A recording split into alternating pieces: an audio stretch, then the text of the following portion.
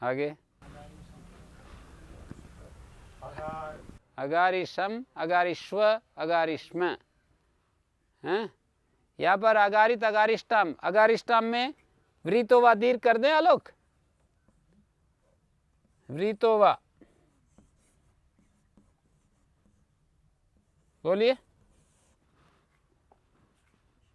हो जाएगा। सिचिच परस्मै पदेषु अभी तो बताया मैंने कि यहाँ पर दीर्घ नहीं होगा, वृतोवा न लिंगी सिचिच परस्मै पदेषु। परस्मैपद सिच में दीर्घ नहीं होता। वृतोवा न लिंगी सिचिच परस्मै पदेषु इट्स अनिवा। परस्मै पद में सिच हो तो दीर्घ नहीं होता। न लिंगी सिचित परस्मै पदेषु निषेध कर रहे हैं वृतोवा से प्राप्ति का। इट्स अनिवा विकल्प करता है और इससे आगे क्या जी, विकल्प सेट कर रहा है ना, वाक्य अनुवृत्ति है इट्स अनिवा से, तो विकल्प सेट करता है। लिंग सिचोर आत्मनेपदेषु ऋतश्च संयुगादे, हाँ ये भी वाह है, तो ये भी यही कहता है संयुगादि ऋकारांत को विकल्प सेट होता है। आत्म पद में लिंग सिच में रूप बनाएगा, स्मृशिष्ट और स्मरिशिष्ट, स्मृशिष्ट स्मरिशिष्ट, स्मृशिष्ट में उच्च उच्च, स्मरिशिष्ट स्मृशिष्ट स्मरिशिष्ट, अस्मृत अस्मरिष्ट। लुंग लकार में अस्मृत स्मृशाताम अस्मृशत, अस्मृथा स्मृशाताम अस्मृढ्वम, अस्मृषि अस्मृष्वयि अस्मृष्मयि, ये तो लुंग हो गया। हाँ आत्मनिपद में ही लुंग होगा, तो इस तरह से रूप बनेंगे। हैं हाँ व्री और दीर्घ री को मिला करके व्रीत हुआ है। अवाद ग्रह के बाद समा प्रतिज्ञाने का अर्थ है ग्रह की अनुवृत्ति आ रही है। समपूर्वक ग्री धातु प्रतिज्ञा करने अर्थ में, स्वीकार करने अर्थ में प्रतिज्ञा होता है, स्वीकार करना आत्मनिपद होता है। शतन संगिरते 100 रुपए को स्वीकार करता है कि मैंने लिए हैं आपसे 100 रुपए। शतन संगिरते का ये मतलब इस अर्थ में प्रतिज्ञान है, ये यूं नहीं कि मैं आपको दूं और आप उसको स्वीकार कर रहे हो, हाँ जी दीजिए 100 रुपए। ये 100 रुपए को स्वीकार करना यहाँ नहीं बता रहे हैं, यहाँ बता रहे हैं कि 100 रुपए स्वीकार कर रहे हैं शब्द में, हाँ वापस करेगा, शब्द में कर रहा है वो, मतलब हाँ जी मैंने 100 रुपए लिए हैं आपसे।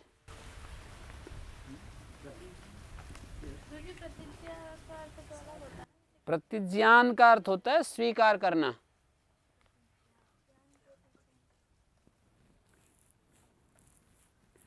नित्यम शब्दम संगीर्ते का अर्थ है शब्द को नित्य स्वीकार करना, मान रहा है, 100 रुपए को मान रहा है कि मैंने लिए हैं।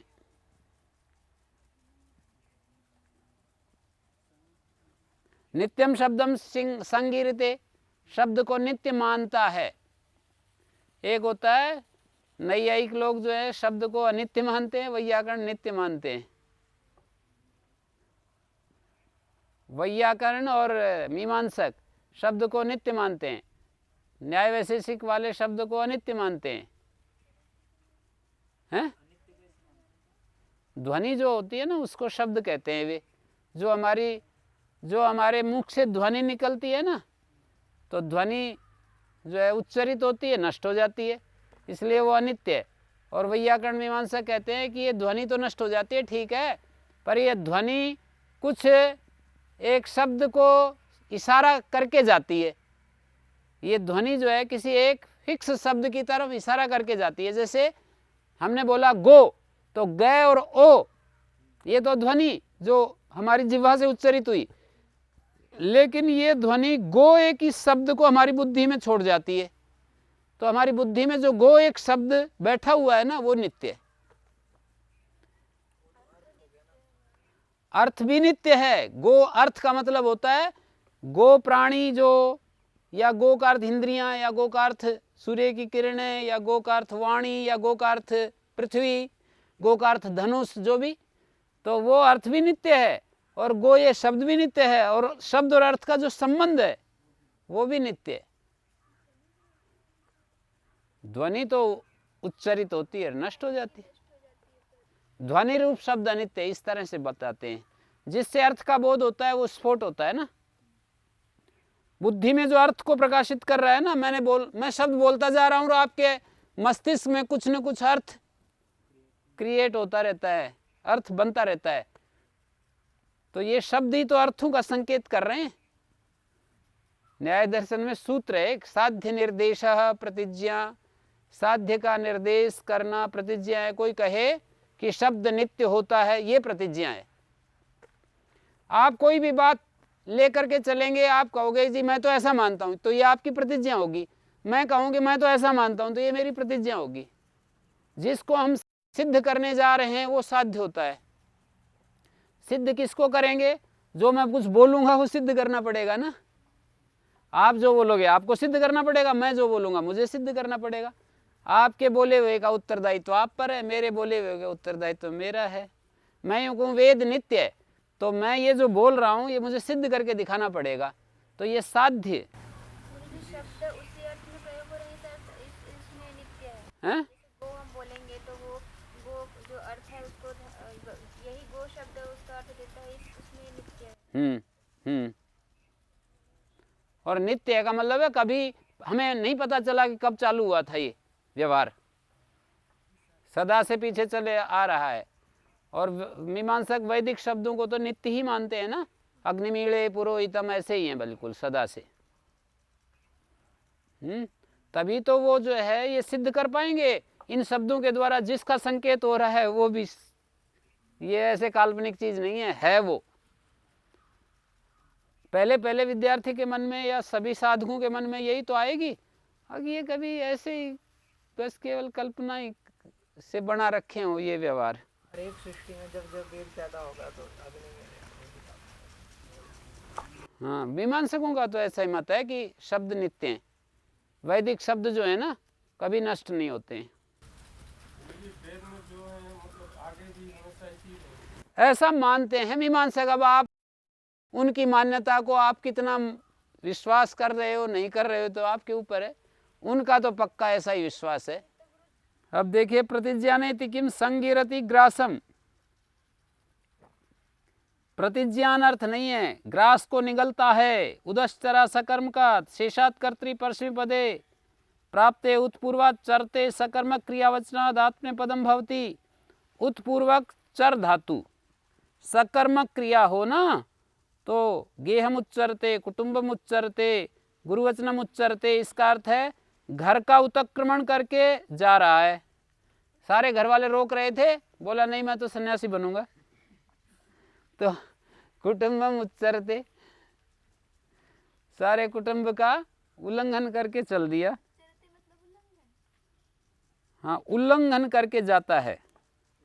गुरुवचन उच्चरते, गुरुवचन का उल्लंघन करके जा रहा है। गुरु जी समझा रहे हैं पर मैं नहीं समझूंगा, तो उस समय गुरुवचनम उच्चरते आएगा। है सकर्म का आदिति किम वाष्पम, ये नई धातु है। उच्चरती उच्चरता बोलिए।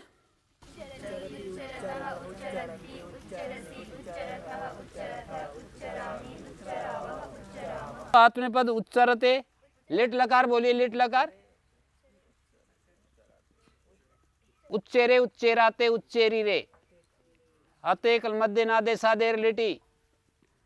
अभ्यास का लोप, अकार को ए, उच्चेरे उच्चेराते उच्चेरी रे, उच्चेरी से उच्चारा थे उच्चेरी ढ्वे।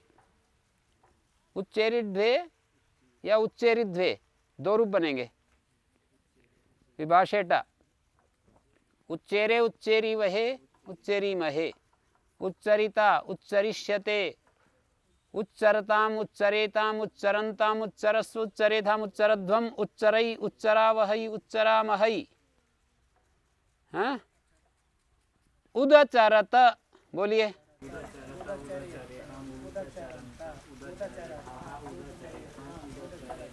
चरेध्वम नहीं, चरध्वम। उदचरे उदचरा वही उदचरा मही। उच्चरेत उच्चरेयाताम उच्चरेरन उच्चरेथा उच्चरेयाथाम उच्चरेध्वम उच्चरेय उच्चरिशिष्ट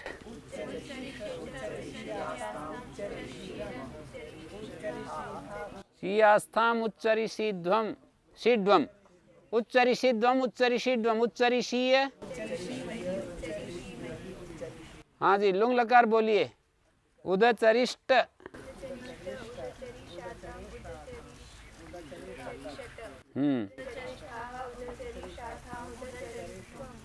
उदचरिध्वम उदचरिध्वम उदचरिध्वम। हाँ, उदचरिष्यत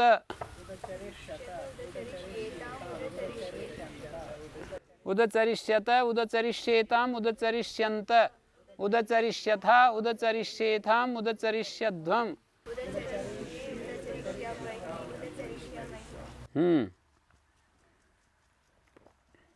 सरल रूप थे इसके। तो एक लिट लकार में नया सूत्र लगा था, अत एकल मध्य नादे सादे रिलेटी थली च सेटी उच्चेरिथ।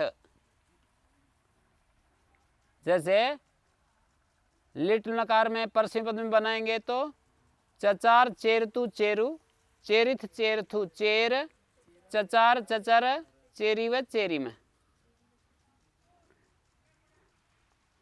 तो यहाँ वाष्पम उच्चरित का ये अर्थ है। वाष्पम जो है ना, ये कर्म पद नहीं है, ये कर्तृपद है। वाष्प ऊपर को उठ रही है, वाष्प जो है ऊपर को उठ रही है, ये वाष्पम यहाँ पर कर्तृपद है। एक एक है, ये दो एक नहीं है। समस्त तृतीया युक्तात् समपूर्वक चर धातु से तृतीया युक्त होने पर आत्मपद होता है। हाँ जी, समपूर्वक चर धातु से तृतीया युक्त होने पर समय जो है पंचमी है, तृतीया युक्तात् भी पंचमी है। समपूर्वक चर धातु से तृतीया विभक्ति से युक्त होने पर आत्मनेपद होता है। तृतीया से तृतीया विभक्ति ली गई है। तथा चरते अर्थ द्वार को योगा, चर धातु के साथ अर्थ के द्वारा संबंध बैठेगा। अश्वेन संचरते का क्या अर्थ है? हैं? घोड़े के द्वारा कोई यात्रा कर रहा है ना, घोड़े के ऊपर बैठ करके यात्रा कर रहा है, तो तृतीया विभक्ति से युक्त है यहाँ पर चर धातु। समपूर्वक है, चर धातु है। अश्वेन संचरते। हो गया। अश्वेन संचरते का मतलब है घोड़े के द्वारा यात्रा कर रहा है। तृतीया युक्तादिति किम, तृतीया युक्तात् क्यों कहा? प्रत्युदाहरण देखिए। उभौ लोको संचरसी इमं च अमुं च देवला। देवल कहते हैं नारद मुनि को कहते हैं। हे नारद, तुम इस लोक में और उस लोक में, दोनों लोकों में संचरण करते हो। इस लोक का मतलब ये जो पृथ्वी लोक, और अमुम लोक का मतलब अंतरिक्ष लोक है। या यूं समझो, ये स्थूल जगत में और सूक्ष्म जगत में हैं, दोनों लोकों में तुम विचरण करते हो। हाँ, इमम मानी जो दिख रहा है, अमुम मानी जो दिख नहीं रहा है, जो हमारे को आंखों से परे है, उसको अमुम कहा है। अदस शब्द का प्रयोग है अमुम। असौ रूप चलाओ। असौ अमु अमी अमुम अमु अमून अमुना अमुभ्याम अमी भी अमुभ्याम अमी भी अमुस्मयी अमुभ्याम अमीभ्यः अमीभ्य अमुष्य अमीशाम अमुस्मिन अमुयोः अमीषु, ऐसे बनेंगे। और स्त्रीलिंग में असौ, असौ एक ही बनता है ना। असौ अमु अमुहु अमूम अमूम अमु अमुहु अमुया, ह्रस्व उकार है ना, अमुया अमुया अमुभ्याम अमु भी अमुष्यै अमुभ्याम अमुभ्य अमुष्यः अमुभ्याम अमुभ्य अमुष्या अमुयो अमुषाम अमुष्याम अमुषु। ह्रस्व ये ऊ हो जाता है स्त्रीलिंग में, बहुवचन में ए नहीं होता है, मतलब ई नहीं होता है। तो हे देवल तुम दोनों लोकों में, यद्यपि अत्र तदर्थ योग असंभवती, कहते हैं यद्यपि उस तृतीया का अर्थ, तदर्थ योग का मतलब तृतीया के अर्थ का योग तो संभव है, लेकिन तृतीया विभक्ति सुनाई नहीं दे रही है, वाक्य में सुनाई नहीं दे रही, इसलिए प्रत्युदाहरण बन रहा है। तदर्थ योग का मतलब है आर्थिक दृष्टि से अर्थ तो है ही, वो जो संचरण करेगा किसी साधन के द्वारा ही करेगा। वो संचरण करेगा, मान लो मन से ही कर रहा है तो मन के द्वारा कर रहा है, घोड़े से कर रहा है तो घोड़े के द्वारा कर रहा है। समझ में आया? यद्यपि अत्र तदर्थ योग संभवती, तदर्थ योग का मतलब तृतीया विभक्ति के अर्थ का योग संभव है। कैसे संभव है? साधन तो कोई ना कोई होगा ही विचरण करने के लिए। जैसे आप यहाँ से और अपने घर विचरण कर रहे हैं तो वहाँ पर मन जो है साधन बना लिया। दानश्च साचे चतुर्थ्यर्थे, भाई ये अर्थ द्वारक का मतलब है अर्थ के द्वारा। चर धातु का अर्थ के द्वारा तृतीया से योग होगा ना। चर धातु का जो अर्थ है उसके द्वारा अश्वेन के साथ योग है, अश्व के द्वारा संचरण करता है। अश्वेन संचरते का मतलब अश्व के द्वारा घूमता है, अश्व के द्वारा भ्रमण करता है।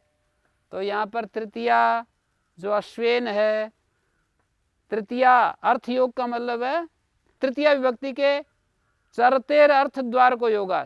चर धातु के साथ अर्थ के द्वारा संबंध है। किसका अर्थ? कौन सा अर्थ? जैसे ये बोले ना तृतीया विभक्ति ली गई है, तया, तया का मतलब है उस तृतीया विभक्ति के साथ चर धातु का अर्थ के द्वारा संबंध होगा। तया मानी तृतीया तो शब्द है, पर शब्द का संबंध नहीं बैठेगा, शब्द के अर्थ के द्वारा, अर्थ द्वार को योग है। तया, तया कया, तृतीया विभक्त्या, तृतीया विभक्ति ली गई है। तया चरते, तृतीया के साथ चरते अर्थ द्वार को योगा। चर धातु का अर्थ के द्वारा संबंध हो रहा है। तया मानी तृतीया के साथ चर धातु का जो अर्थ है, चर धातु का जो अर्थ है उस अर्थ के द्वारा विचरण करना, जो अर्थ है चर धातु का, उसके द्वारा तृतीया के साथ संबंध हो रहा है। अश्वेन में जो तृतीया विभक्ति के साथ संबंध हो रहा है किसका? चर धातु के अर्थ के द्वारा। चरतेर अर्थ द्वार का, चर धातु के अर्थ के द्वारा संबंध हो रहा है। चर धातु के अर्थ के द्वारा संबंध हो रहा है।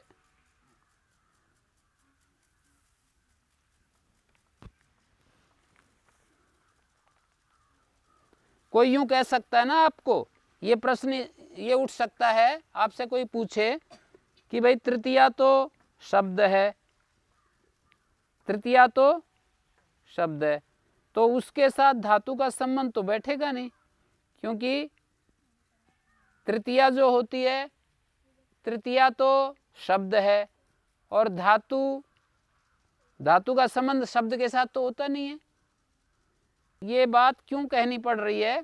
तृतीया एक शब्द है ना, टा को तृतीया कहते हैं। टा भ्याम भिस, इसको तृतीया कहते हैं। तो तृतीया के साथ चरते अर्थ द्वार को योग, चर धातु का अर्थ के द्वारा योग हो रहा है। मतलब उधर चर एक शब्द है, इधर तृतीया एक शब्द है, तो अर्थ के द्वारा संबंध होगा। अर्थात चर धातु का भी अर्थ लो और तृतीया का भी अर्थ लो, फिर संबंध हो जाएगा। देखो प्रयोग करके, बोल करके देखिए। तृतीया एक शब्द है, चर धातु भी एक शब्द है, शब्द का शब्द के साथ कोई संबंध नहीं हो पाएगा। तृतीया का अर्थ और उधर चर धातु का अर्थ, फिर संबंध हो जाएगा। प्रश्न क्यों उठाएंगे? नहीं, वो इसलिए उठाना पड़ रहा है कि यहाँ पर कहा तृतीया युक्ता चर धातु, तृतीया युक्त जो चर धातु, अब तृतीया युक्त तो विभक्ति होती है ना, और उधर चर धातु वो भी शब्द होता है, तो यहाँ पर अर्थ ले लिया गया तृतीयार्थेन धात्वर्थस्य योगात्। जैसे मनसा गच्छति, ऐसे मनसा संचरते हो तो गया। द्वार शब्द का अर्थ होता है उपाय, अर्थ द्वार का अर्थ उपाय है जिसका, ऐसा संबंध है ये।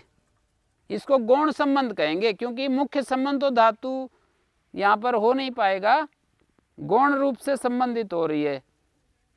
ये जो उदाहरण था उभौ लोको संचरसी, यहाँ पर यद्यपि तृतीया का अर्थ है पर वो दिखाई नहीं दे रहा। क्या अर्थ ले सकते हैं हम यहाँ पर? तपसा, ज्ञानेन, मनसा, ऐसा कुछ बोल सकते हैं ना।